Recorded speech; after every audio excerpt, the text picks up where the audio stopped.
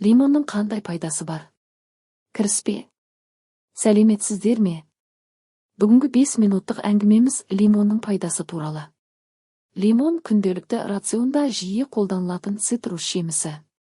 Оның құрамындағы дәрумендер мен антиоксиданттар ағзаға зор пайда келтіреді.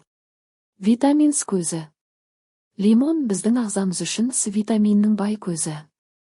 Ересек адамға тәулігіне ұсынылатын С витамині мөлшерінің шамамен 50-70 орташа лимон қамтамасыз ете алады. Иммунитетті нығайту. С витамині ағзаның инфекцияларға қарсы тұру қабілетін арттырады. Тотықтырғыш стрессін жеңілдету. Антиоксидант ретінде витамині жасушаларды бос радикалдардың зиянды әсерінен қорғайды.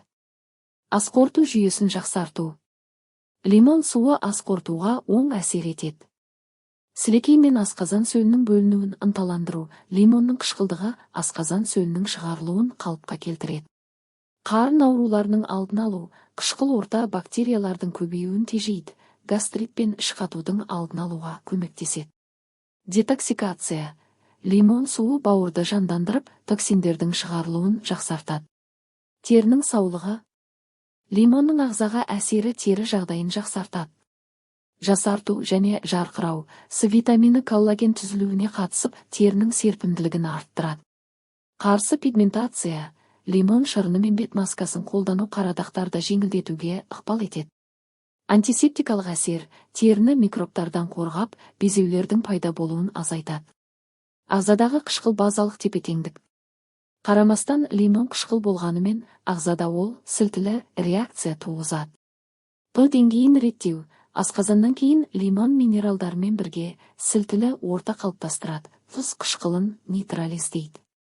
Жалпы ағза қызметін жақсарту. Сілтілі орта шаршау сезімін азайтып, жұмыс қабілетіңді арттырады. Қабынуға қарсы әсер. Лимонда лимоноиды деп аталатын фитохимиялық заттар бар, олар қабынуға қарсы свойстваға ие. Бұл артрит және буын ауруларын жеңілдету. Иммундық жүйені тіпті қатаң стресс жағдайында да қолдау. Қорытынды және кеңестер.